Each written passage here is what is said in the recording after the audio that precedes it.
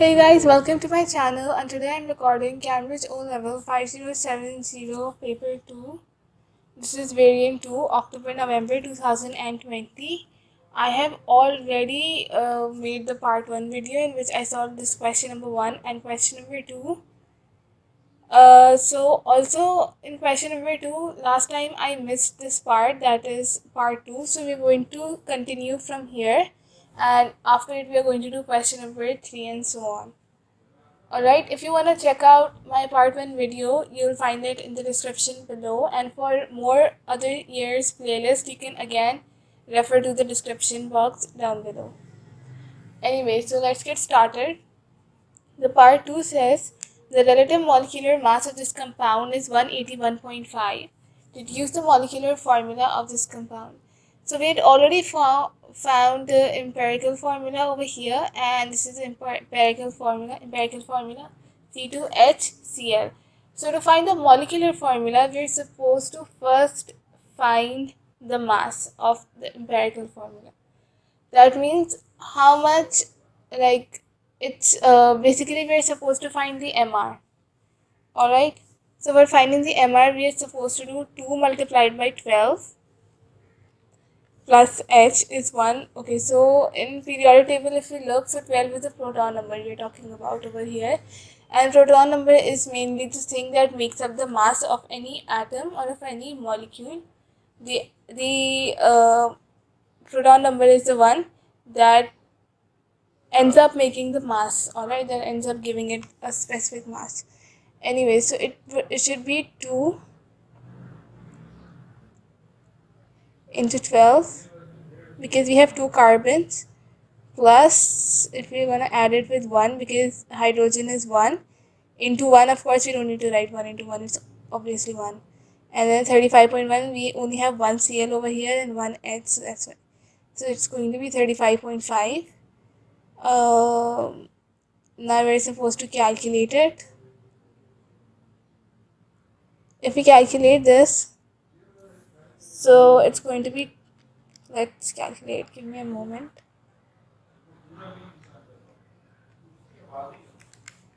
Alright, so its answer is 60.5. Alright,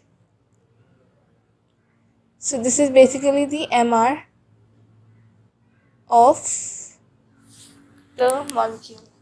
Now the relative molecular mass that is given to us in the question is 181.5. So we are supposed to divide both of these. Alright, you're going to divide them in such a way that it's going to be 181.5. And 181.5 divided by 60.5.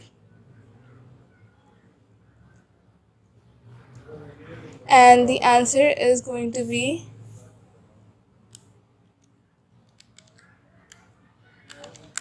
alright, the answer is going to be 3. You can use a calculator for it because of course calculators are allowed in the test. Now we have found the ratio. Alright, we have found it's 3. Now we are supposed to multiply the entire empirical formula with 3. So it's going to be 3 C2 multiplied by 3 will be 3 to the 6. So C6 into H, 1 into 3 is going to be H3, and so on, Cl3. Pretty simple question. You just need to remember that you're supposed to find the MR of the compound and then divide it with the, we're supposed to divide the molecular mass with the MR, so they are going to get divided, and then you'll get a ratio for it. After it, you need to multiply the entire empirical formula with it, and you'll get your answer. So this is it for question number 2. Moving on to question number 3. Question number 3 says, a drop of black ink is placed at the bottom of a beaker of water. After a time, the color of the ink spreads throughout the water. Explain this observation in terms of kinetic particle theory or kinetic particle theory. Alright, so basically according to kinetic particle theory, here we are talking about diffusion of particles. That means particles move from one place to the other and they collide with each other. Alright, this is basically the entire concept of kinetic particle theory. And this mixing and intermingling of of particles, I take that back, it's basically the intermixing of the particles. They end up causing this entire observation that we observe over here, the spreading of ink throughout the water. So now, for writing its answer, you can simply write that diffusion occurs over here, and you can explain the whole process of diffusion, in which you can write that particles collide with each other. They move from higher concentration to lower concentration. Again, they move from higher concentration to lower concentration, and this entire process takes place. This whole process is known as diffusion, and this is also as known as mixing of the particles with each other, causing this uniformity or this spreading of ink throughout the water. Alright, it's just 3 marks, so I guess it is going to be enough. Moving on to part B. In the past, ink was made from a mixture containing iron 2 ions and tannic acid. So describe a test for iron 2 ions. Whenever we are supposed to find iron 2 plus, basically here iron 2 is iron 2 plus, alright? Fe 2 plus, okay? So the test for this is going to be sodium hydroxide or ammonia, any one of these, okay? So we're going to have them in aqueous form, and the observation will be green precipitate. Alright, so you can write over here aqueous sodium hydroxide for the test and green precipitate in the observation.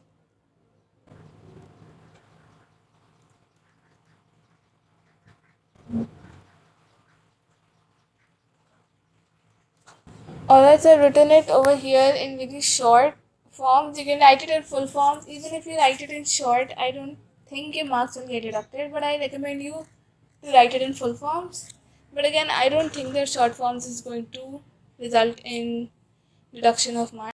Moving on to part 3, the ink darkens when used on paper. This is because iron 2 ions are oxidized to iron 3 ions. Write the ionic equation for this reaction. So basically here we're supposed to write a pretty simple such an equation in which we're showing oxidation, and it is supposed to be an ionic equation. That means ions should be mentioned over there. Alright, so basically if you look over here, the increase in oxidation state is oxidation.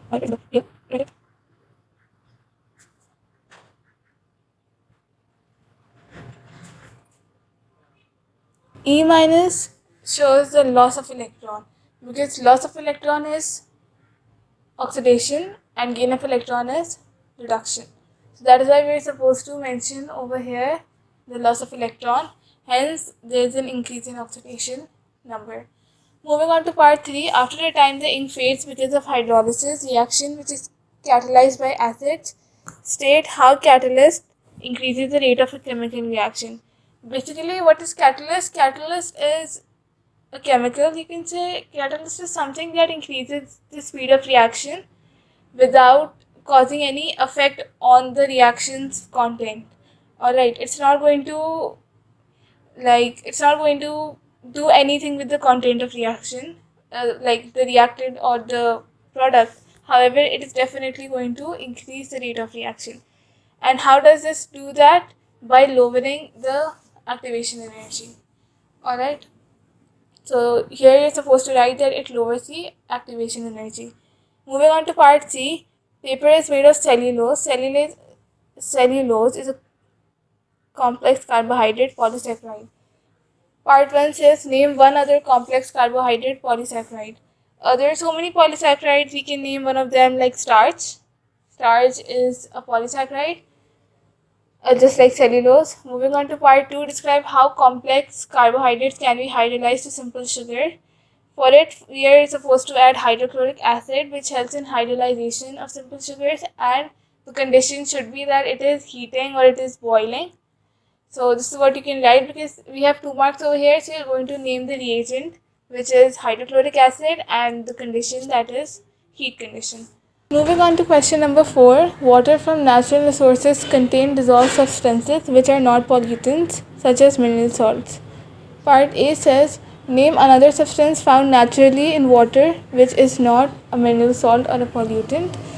So for this, oxygen is a substance that is dissolved in water, but it's neither a pollutant nor a mineral salt. So for this, the answer can be oxygen. Moving on to part B, when lithium reacts with water, aqueous lithium hydroxide LiOH and hydrogen are formed. Construct the equation for this reaction. Pretty easy because we already have the reactants with us, which is lithium and water, and the products as well we have, that is lithium hydroxide and hydrogen. All we need to do is write the symbols and balance our equation. So here we have lithium Li. You can even refer the periodic table in case you don't remember the symbols.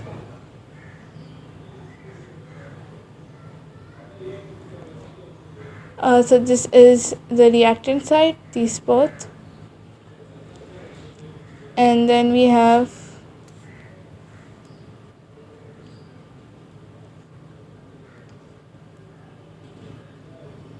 the products.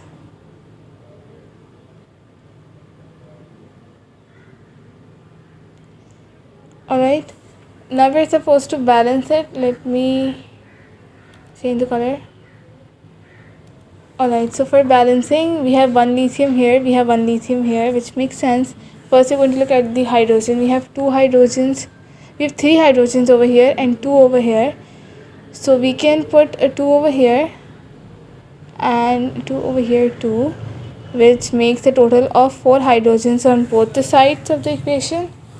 Hence our hydrogen and oxygen both are balanced since we have 2 here and 2 here. Now for lithium, we can also put a 2 over here. So in this way, we can see that the equation has been balanced, and yeah, that's all we need to do in this question. Make sure to balance it. Balancing is a very important thing to do when we are making equations. Moving on to part C, sodium and potassium react with water in a similar way to lithium. Explain in terms of electronic configuration why lithium, sodium and potassium all react in a similar way. It is because they all have one outer shell electron, hence they react in the same way because they are from the same group. Alright, moving on to part 2, describe the trend in reactivity of group 1 elements lithium, sodium and potassium. As we go down the group, the reactivity increases, which makes lithium less reactive than sodium and then comparatively with potassium. Alright, so moving on to part D, water and oxygen are formed when aqueous hydrogen peroxide decomposes. Calculate the maximum volume of oxygen at room temperature and pressure which is produced by the complete decomposition of a solution containing 16 grams of hydrogen peroxide. Give your answer to 3 significant figures. Alright, so here we are supposed to find the volume of oxygen. Alright, so for it we need to know the moles of oxygen. First of all, if we look at the equation, hydrogen peroxide and oxygen are in 1:2 ratio. We have the mass of hydrogen peroxide over here. So if we find the moles of hydrogen peroxide, we can use this moles ratio and easily figure out the moles of oxygen, and then later on multiply it by 24 since 1 mole has 24 decimeter cube. Here we also have the unit 24, so we will multiply with 24 and get the answer. I hope you understood the whole overview of the question. Now we will solve it, and for it 16 will be divided by, for finding moles you know the formula, number of moles. Hydrogen, we have 2 hydrogens and we have 2 oxygens, so it is going to make 16 plus 2, which makes it 34. The number that I just said right now here is oxygen is 16, and since we have 2 oxygens, we are going to do 16 plus 16, and hydrogen is 1, so we're going to do 1 plus 1, which is 2, and then add both of them, kind of messed up over here, and the answer would be 34. That's all. And then we're supposed to find it, calculate it, and the answer is 0.471.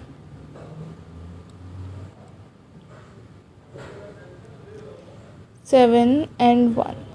Alright, now the ratio is 2 is to 1. That means if we have 0.471 moles of hydrogen peroxide, so we have half of the moles of oxygen in it. So we are supposed to divide. This is for hydrogen. Now we are going to find the moles for oxygen, which is actually it's hydrogen peroxide. I'm sorry, I missed it. H2O2. Alright. And for the number of moles of oxygen, we are supposed to divide it, since again they're in this ratio of this 1 is to 2. So 0.471 divided by 2 is going to be equal to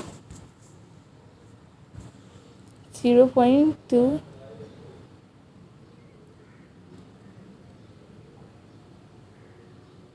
3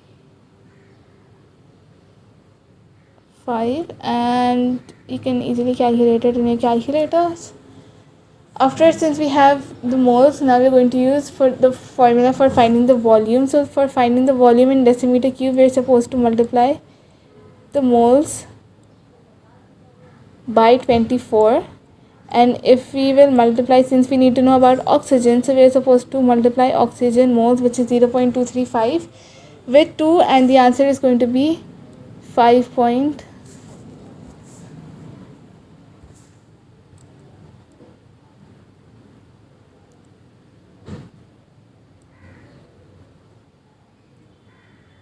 5.65 decimeter cube. Alright. Moving on to part E. A fuel cell generates electricity when hydrogen and oxygen react on platinum electrodes. Part 1. Name the process used in industry to produce hydrogen. For producing hydrogen, we are going to use there are like several processes, for which one process we are supposed to name over here. A normal process can be electrolysis of water. Besides it, we have more ways of producing hydrogen in industries to get hydrogen through industrial processes, which can be cracking of hydrocarbons. You can write either one of it, since it's of 1 mark only. Moving on to part 2, some cars use hydrogen oxygen fuel instead of petrol engine as a source of energy. Describe 2 advantages of hydrogen oxygen fuel cell compared with petrol engine. Alright. Okay, so for it, there are so many advantages. We have learned a lot of advantages in this chapter of hydrogen oxygen fuel cell. And first of all, there are no pollutants made. When we are burning any kind of fuel, it produces a lot of gas which is harmful for health. However, if we talk about hydrogen oxygen fuel cell, so there is no pollutant over here. It is a renewable energy, because petrol is such a resource which will eventually end if we use it, since there is no way to produce it. So that is why petrol is not a renewable source. However, hydrogen and oxygen is a renewable resource. Then we have more things like it has hydrogen oxygen is more efficient as compared to petrol. Since we only need to write 2 over here, so I told you 2. In fact, I told you 3. You can write any 2 of them, and that's it for this video. If you do all of these questions right, so you'll get 10 marks from it. For more videos I'm going to upload in the future, make sure to subscribe the channel, ring the bell icon so you can get notified as soon as I post a new video. Any request or any query, make sure to mention it in the comment section below. For other playlist of the years, you can again refer to the description box. And thank you so much for watching, and best of luck for your exams.